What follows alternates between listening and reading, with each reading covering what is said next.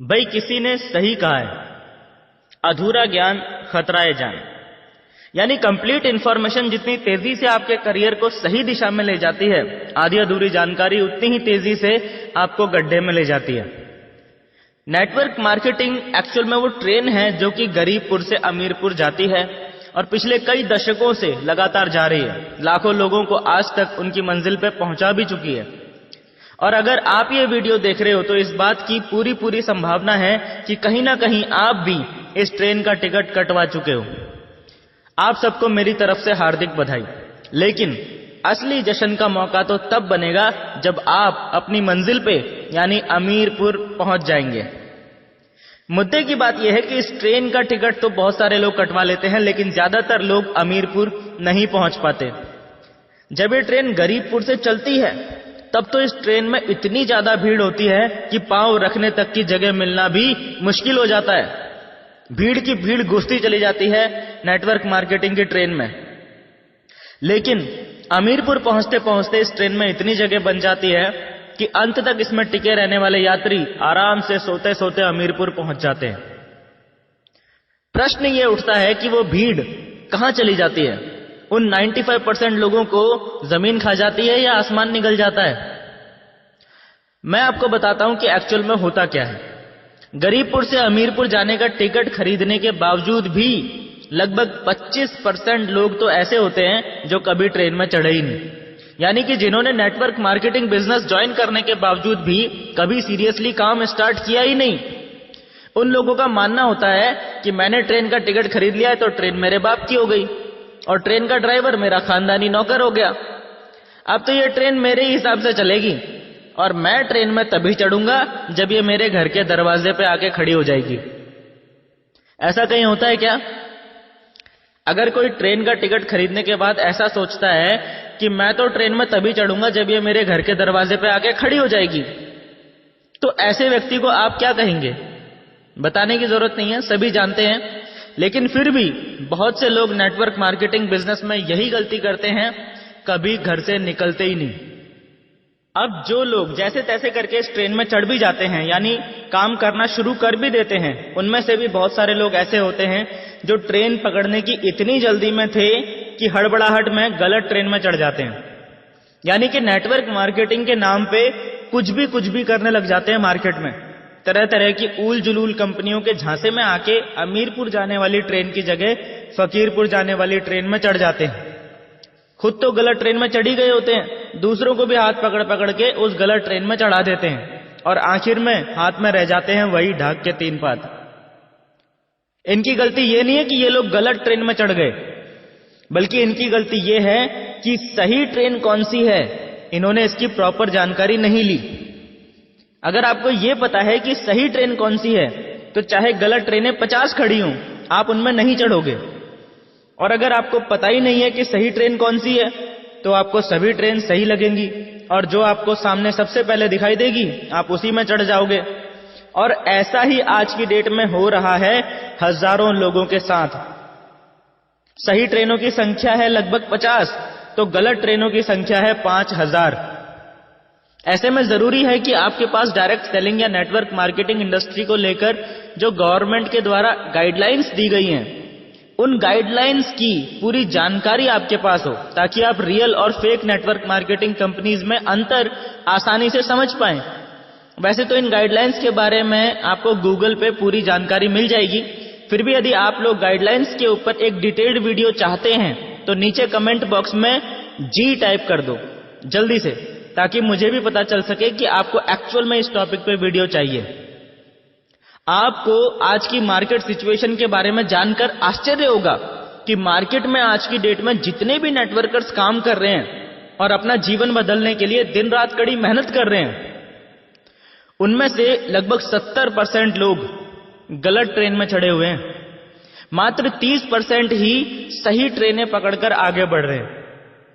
पर इससे भी बड़ी और गंभीर समझने लायक बात यह है कि इनमें से भी बहुत सारे लोग, इन 30% में से भी बहुत सारे लोग सही ट्रेन में चढ़ने के बावजूद भी अमीरपुर नहीं पहुंच पाते हैं। इसका कारण यह है कि गरीबपुर से अमीरपुर जाने वाली ट्रेन कई जगहों पे यानी कई स्टेशंस पे रुक के अमीरपुर जाती है। और ये सभी लोग इनमें से ही किसी ना किसी स्टेशन पे ट्रेन से उतर जाते हैं, इसीलिए ये लोग कभी भी अमीरपुर नहीं पहुंच पाते। वैसे तो छोटे मोटे सैकड़ों स्टेशन हैं जो गरीबपुर से अमीरपुर के बीच में आते हैं, पर इनमें से 5 ऐसे बड़े स्टेशंस हैं जहां पे सबसे ज्यादा लोग इस ट्रेन से उतर जाते हैं और कभी अमीरपुर नहीं पहुंच पाते। सबसे पहला स्टेशन आता है भयनगर। जिनके मन में भय होता है किसी भी प्रकार का, वो सारे लोग इस स्टेशन पे ही उतर जाते हैं। असफलता का भय, ठुकराए जाने का भय, कंपनी बंद हो जाने का भय, नौकरी छूट जाने का भय, परिवार वालों और करीबियों के विरोध का भय और इसी प्रकार के ना जाने कितने भय हम अपने मन में पाले रहते हैं। ये भय आपकी सफलता का सबसे बड़ा दुश्मन होता है और आपके असली व्यक्तित्व को खुल के लोगों के सामने आने नहीं देता। एक बार आप इस स्टेशन से आगे निकल जाते हैं और अमीरपुर जाने वाली ट्रेन से उतरते नहीं हैं, तो अगला जो स्टेशन आता है जहां पे अधिकतर लोग ट्रेन से उतर जाते हैं वो है संदेहपुरी। संदेह यानी डाउट या शक ऐसी बीमारी है जिसका इस दुनिया में कोई इलाज नहीं है।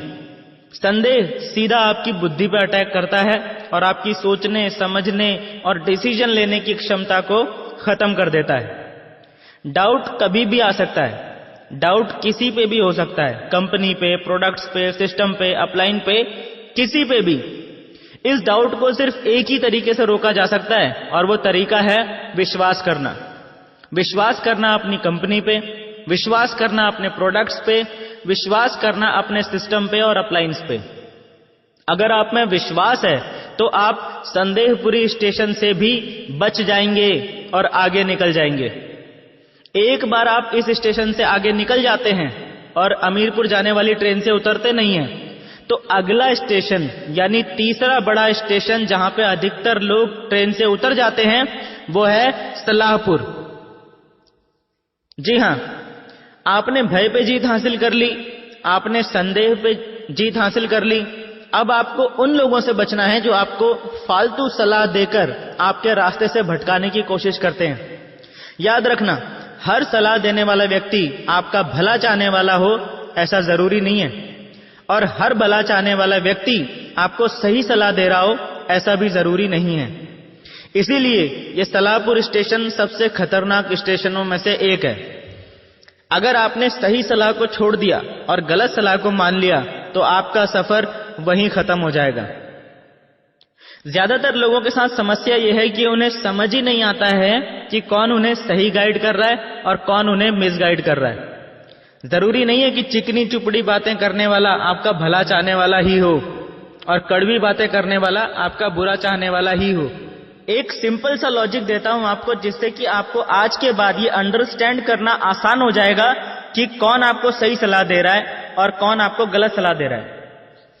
हर वो व्यक्ति जो नेटवर्क मार्केटिंग बिजनेस में एक्सपर्ट है, और आप जहां भी, जिस भी कंपनी में, जिस भी पोजीशन में हो, आपकी ग्रोथ से अगर उस व्यक्ति को इनकम हो रही है, आपकी टीम बढ़ने से अगर उसका बिजनेस भी बढ़ रहा है, तो समझ लो कि वो आपको सही सलाह दे रहा है। लेकिन अगर कोई व्यक्ति आपको सलाह तो दे रहा है लेकिन उसका खुद नेटवर्क मार्केटिंग में कोई एक्सपीरियंस नहीं है, जैसे आपके बहुत सारे फ्रेंड्स होंगे, आपके बहुत सारे रिलेटिव्स होंगे, आपके पेरेंट्स होंगे, ये सब लोग चाहते तो आपका भला है पर नेटवर्क मार्केटिंग के बारे में आपको सही सलाह नहीं दे सकते। इसीलिए टेक्निकली इनकी सलाह पे चलना आपके नेटवर्क मार्केटिंग करियर के लिए घातक सिद्ध हो सकता है। दूसरे वो लोग जो आपको सलाह तो देते हैं और वो लोग नेटवर्क मार्केटिंग के एक्सपर्ट भी होते हैं, लेकिन उनके द्वारा दी गई सलाह के अंदर एक हिडन कमांड छुपी होती है। यानी कि वो लोग डायरेक्टली आपको आपका रास्ता बदलने के लिए नहीं बोलते, लेकिन उनकी मंशा यानी इंटेंशन यही होती है कि आप अपना रास्ता बदल के उनके साथ उनकी कंपनी में शामिल हो जाएं।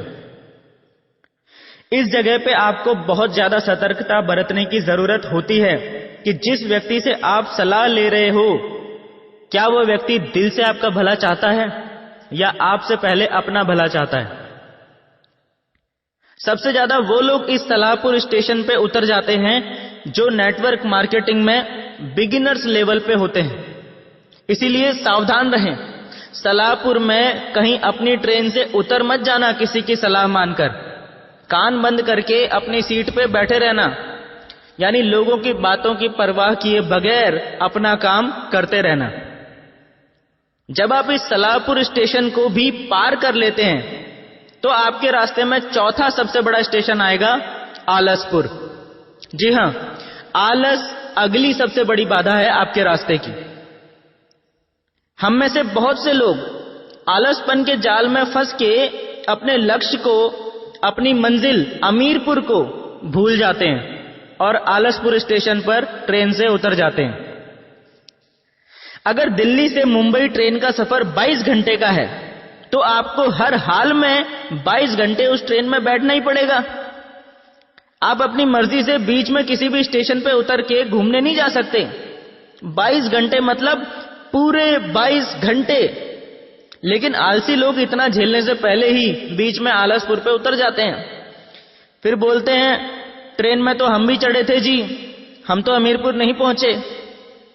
आलसी आदमी हर काम को टालता रहता है, बहाने बनाने लगता है और अपनी लाइफ की हर प्रॉब्लम के लिए दूसरों को दोष देने लग जाता है। इसीलिए उनके बिजनेस की ग्रोथ रुक जाती है, टीम काम करना बंद कर देती है, अपलायंस भी कुछ टाइम बाद गौर करना बंद कर देते हैं और यह आदमी धीरे धीरे खुद ब खुद बिजनेस से आउट हो जाता है। आदमी में आलस पैदा क्यों होता है? इसका सबसे बड़ा रीजन है आदमी के काम करने का कोई बहुत बड़ा क्लियर कट पर्पस ना होना। इसीलिए कहा जाता है कि इस नेटवर्क मार्केटिंग इंडस्ट्री में डायमंड वही बन सकता है जिसके पास उसका क्लियर कट पर्पस होता है, क्योंकि ये पर्पस आपको हमेशा आलस से दूर रखता है। यानी आपको आलसपुर स्टेशन पर ट्रेन से उतरने नहीं देता। एक बार आप आलसपुर को भी पार कर लेते हैं तो अमीरपुर पहुंचने से पहले आखिरी सबसे बड़ा स्टेशन आपके रास्ते में आता है होशियारपुर। ये पंजाब वाला होशियारपुर नहीं है, ये ज्यादा होशियारी दिखाने वालों का होशियारपुर है।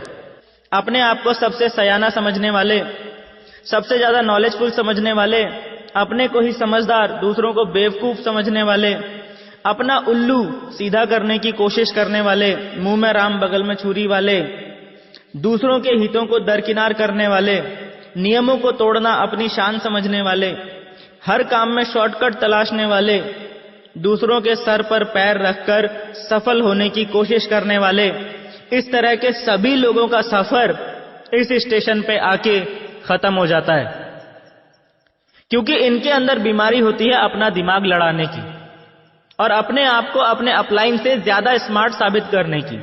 इसीलिए ये लोग कुछ ना कुछ होशियारी दिखाने की कोशिश जरूर करते हैं, सिस्टम और कंपनी के खिलाफ कोई ना कोई एक्टिविटी जरूर करते हैं और बस फिर वही इनके करियर की सबसे बड़ी गलती साबित होती है और उस एक गलती की वजह से इनका सफर इस होशियारपुर स्टेशन पर खत्म हो जाता है। सिर्फ कुछ लोग, यानी कि मात्र 1% लोग ही इस 5वें स्टेशन को पार करने के बाद ट्रेन में बचते हैं और बाकी 99% लोग कभी भी ये नहीं बोलते कि मेरी गलती थी, मुझ में ही कमी थी। वो ट्रेन को और उसके ड्राइवर को गाली देने लगते हैं। और जो लोग अंत तक इस ट्रेन में बैठे रहते हैं वो लोग आखिरकार अपनी मंजिल में पहुंच ही जाते हैं, यानी अमीरपुर पहुंच के जीवन भर खुशी, आनंद और चाहतों की जिंदगी जीते हैं। याद रखना, ट्रेन का टिकट खरीद लेना ही काफी नहीं है। अपने आप को गरीबपुर से अमीरपुर पहुंचाना सबसे पहले आपकी खुद की जिम्मेदारी है, उसके बाद ही किसी और से कुछ उम्मीद करना। एक सवाल के साथ इस वीडियो को एंड कर रहा हूं। जिसे ये सवाल समझ में आ गया उसे इस पूरी वीडियो का मैसेज भी समझ में आ जाएगा। अपने दिमाग पे थोड़ा सा जोर डाल के सवाल का जवाब नीचे कमेंट बॉक्स में जरूर देना। सही जवाब देने वालों का नाम अगली वीडियो में जरूर आएगा। अब सवाल सुनो। एक बार एक जगह पे रेस आयोजित हो रही थी। रेस जीतने वाले को 1 करोड़ रुपए का इनाम मिलने की घोषणा की जाती है। उस रेस में 3 लोगों ने पार्टिसिपेट किया, मिस्टर ए, मिस्टर बी और मिस्टर सी। तीनों रेस वाले दिन रेस वाली जगह पे पहुंचते हैं तो क्या देखते हैं कि रेस के लिए जो रास्ता चुना गया था वो एक जंगल से होकर गुजर रहा था। बल्कि यूं कहूं कि वो रास्ता था ही नहीं, वो तो घना जंगल था। और चैलेंज ये था कि जो व्यक्ति सबसे पहले इस जंगल को पार करके दूसरी तरफ पहुंच जाएगा वो विजेता बन जाएगा। समस्या ये थी कि उस जंगल में शेर, चीते, भालू, सांप, बिच्छू, मगरमच्छ, हाथी और तमाम तरह के जंगली जानवर भरे पड़े थे और साथ ही कंकड़, पत्थर और कंटीली झाड़ियों से वो जंगल भरा पड़ा था। अब हुआ ये कि ये सब देखकर मिस्टर ए ने तो रेस में भाग लेने से ही मना कर दिया।